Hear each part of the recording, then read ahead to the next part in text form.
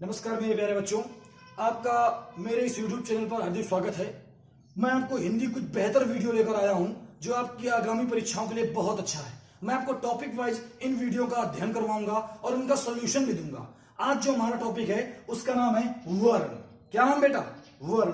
वर्ण के बारे में हम जानकारी लेंगे। वर्ण बहुत ही लघुत्तम इकाई होती है और ये हमारी हिंदी भाषा की चढ़ने की पहली इकाई होती है। तो ये पहली इकाई को हम समझेंगे और इसके बारे में जानेंगे। आइए देखते हैं वर्ण के बारे में। वर्ण ऐसी भाषा की इकाई होती है जो बहुत ही लघुत्तम होती है। हिंदी भाषा की सबसे लघुत्तम इकाई क्या कहलाती है? वर्ण। वर्ण शब्द को हम दूसरे भागों में देखा जाए तो अक्षर के नाम से जानते हैं। किसके नाम से? या फिर इसे हम ध्वनि कह सकते हैं। क्या कह सकते हैं बच्चा?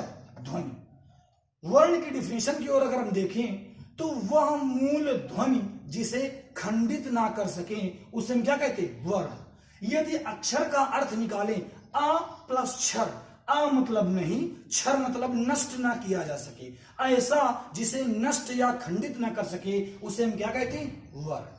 वर्ण को अगर हम देखें तो वर्ण बेटा दो प्रकार के होते हैं, जैसा कि मैंने आपको डायग्राम में बनाया है। जरा समझिए इस डायग्राम को, बहुत ही बेहतर है और बहुत ही अच्छा रहेगा। जो बच्चे पढ़े उनके लिए तो बहुत ही अच्छा है, जो नहीं भी पढ़े हुए हैं, जिनकी पहली क्लास है या हमारी रेगुलर क्लास लेना चाहते हैं तो मेरे बेल आइकन और सब्सक्राइबर को समझें और देखें।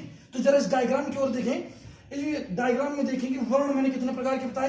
दो प्रकार के। दो प्रकार में पहला प्रकार मैंने बताया उच्चारण के आधार पर वर्ण, दूसरा प्रकार मैंने बताया मात्राओं के आधार पर वर्ण। उच्चारण के आधार पर वर्ण हमारे कितने प्रकार के होते हैं? दो प्रकार के बेटा। कौन कौन से? एक होता है स्वर, दूसरा होता है व्यंजन। मात्राओं के आधार पर तीन प्रकार के होते हैं। अब मैं इसको अगले टर्म मात्राओं के आधार पर बताऊंगा। जरा देखिए इसको, पुनः अपने टॉपिक में लौटते हैं। स्वर बेटा होते हैं दो प्रकार की और वर्तमान में संख्या स्वरों कितनी है बेटा? 11। मूल स्वरों की संख्या, सॉरी, वर्तमान में स्वरों की संख्या कितनी है? 11। और स्वर कितने प्रकार के बच्चा बताया मैंने? दो प्रकार के बताए। कितने प्रकार के बच्चा? दो प्रकार के। स्वर दो प्रकार के। तो पहले स्वर का नाम होता है मूल या ह्रस्व स्वर और दूसरे प्रकार के स्वर का नाम होता है संधि स्वर। मूल स्वर जो पहले प्रकार होते हैं इनकी संख्या होती है 4। कितनी होती है? 4। कौन कौन से? छोटा आ, छोटी ई, छोटा ऊ और ऋषि बाबा। छोटा आ, छोटी ई, छोटा ऊ और ऋषि बाबा। मूल या ह्रस्व स्वर ऐसे स्वर जो मुक्त उच्चरित होते हैं उन्हें हम मूल स्वर कहते हैं। क्या कहते हैं? मूल स्वर। क्योंकि स्वर का मतलब वो होता है ऐसे उच्चारण, किसकी दृष्टि से? उच्चारण की दृष्टि से ऐसे उच्चारण जो मुक्त उच्चरित हों उन्हें हम क्या कहते हैं बेटा? स्वर कहते हैं। और मैंने आपको अभी स्वर बताया कितने प्रकार के? दो। ये मूल उच्चरित होने वाले, मुक्त उच्चरित होने वाले, उन्हें मूल या ह्रस्व स्वर कहते हैं। इनकी संख्या 4 होती है, आ, ई, उ और ऋषि बाबा। अगले से दूसरे प्रकार की ओर चलते हैं, संधि स्वर। ऐसे स्वर जो जुड़कर बने उन्हें हम संधि स्वर कहते हैं। इनकी टोटल संख्या होती है 7 और ये होते हैं दो प्रकार के। बच्चा पुनः रिपीट करते हैं, जरा देखें। संधि स्वर ऐसे स्वर जो जुड़कर बने उनको बोलते हैं संधि स्वर। इनकी संख्या होती है 7 और ये होते हैं दो प्रकार के। बहुत ही इंपॉर्टेंट है, संधि के टॉपिक में इनका काम होता है। अब बताएंगे इनमें संधियों में कौन सी संधि स्वर संधि में काम करते हैं। संधि स्वर हमारे दो प्रकार के होते हैं, दीर्घ स्वर और दूसरे संयुक्त स्वर। दीर्घ स्वर ऐसे स्वर जो समान स्वरों से मिलकर कुछ बड़ा बनाए उन्हें हम दीर्घ स्वर कहते हैं। इनकी संख्या बेटा होती है 3। कितनी होती है? कौन कौन से? बड़ा आ, बड़ी ई, बड़ा ऊ। बड़ा आ में आता है आ प्लस आ से मिलकर बनता है बड़ा आ। ई आती है ई प्लस ई से मिलकर बड़ी ई। ऊ आता है ऊ प्लस से ऊ मिलकर बड़ा ऊ। ये दीर्घ संधि में यूज होते हैं बेटा। वो वहां पर चार प्रकार से टूटते हैं। जब संधि का टॉपिक चलेगा तो मैं विधिवत इनके बारे में आपको बताऊंगा। इनका दूसरा प्रकार है संयुक्त स्वर। कौन सा स्वर बच्चा? संयुक्त स्वर। ऐसे स्वर जो असमान स्वरों की सहायता से मिलकर बने उन्हें संयुक्त स्वर कहते हैं। बहुत ही अच्छा है। यूपी SSS और यूपीपी एसएससी जीडी लेखपाल वीडियो वगैरह में इसके प्रश्न बहुत सारे आए हुए हैं। बेटे जरा ध्यान से समझो इनको बच्चों। अगर समझोगे तो आपके कहीं नंबर नहीं जाने वाले हैं। 2-3 नंबर का ये टॉपिक आता है वर्ण का और वो वर्णमाला बहुत अच्छा होता है। अभी वर्ण पढ़ाएंगे, इसके बाद फिर हम वर्णमाला पढ़ाएंगे। जरा समझने का प्रयास करें। संयुक्त स्वरों की संख्या कितनी होती है? 4। कौन कौन से? ए, ऐ, ओ, औ। ए होता है वो आ प्लस ई से बनता है। किससे बनता है बच्चा? ए बनता है आ प्लस ई से, ऐ बनता है आ प्लस ए से, ओ बनता है आ प्लस ऊ से, औ बनता है आ प्लस ओ से। ये असमान स्वरों की सहायता से मिलकर बनते हैं। ए और ओ गुण संधि में कार्य करते हैं। कहां पर कार्य करते हैं? गुण संधि में।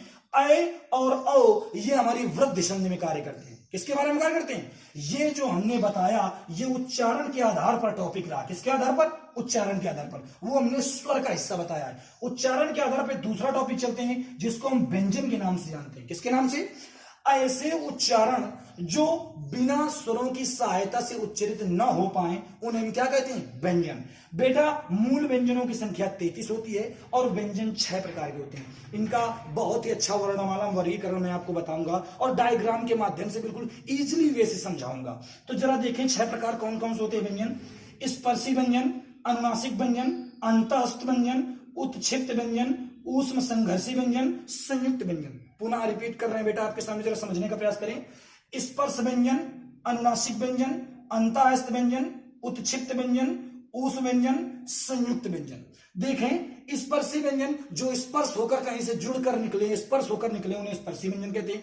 अनुनासिक जहां पर झंझनाट और नाक का प्रयोग हो उसे अनुनासिक व्यंजन कहते हैं। अंतःस्थ जो उदासीन या मुक्त रूप से चरित होते हैं व्यंजन, कहीं पर उनका कोई रोक दोष ना हो, रोक टोक ना हो, उन्हें अंतःस्थ व्यंजन में बोलते हैं।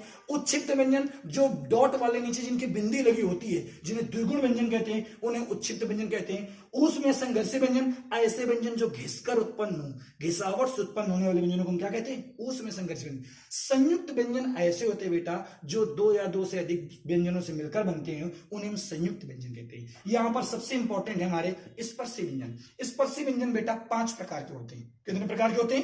5 प्रकार के। 5 प्रकारों में आप देखते हैं, पहला प्रकार होता है कंठ व्यंजन, दूसरा प्रकार होता है ताल व्यंजन, तीसरा प्रकार होता है मूर्धा व्यंजन, चौथा प्रकार होता है दंत व्यंजन और पांचवा प्रकार होता है ओष्ठ व्यंजन। जरा समझे, थोड़ा सा और भी समझ लेते हैं। कंठ व्यंजन ऐसे व्यंजन जो स्वरों की सहायता से व्यंजन कंठ से उत्पन्न हो उन्हें कंठ व्यंजन। जो तालु के सहायता से व्यंजन उत्पन्न हो उन्हें ताल व्यंजन। जो कंठ और तालु के मध्य भाग से, जहां पर गरम गरम समोसा चपक जाए उसके मध्य वाले भाग से, उसे मूर्धा व्यंजन कहते हैं। और दांतों की सहायता से जब हवा और जीभ दांतों में टकराए उसे दंत व्यंजन, और जब ओंठ और जीभ हवा जीभा ओंठ से टकराए उन्हें ओष्ठ व्यंजन कहते हैं। ये हमारे जितने वर्ण रहे ये उच्चारण के आधार पर रहे। अब मैं बात करता हूं मात्राओं के आधार।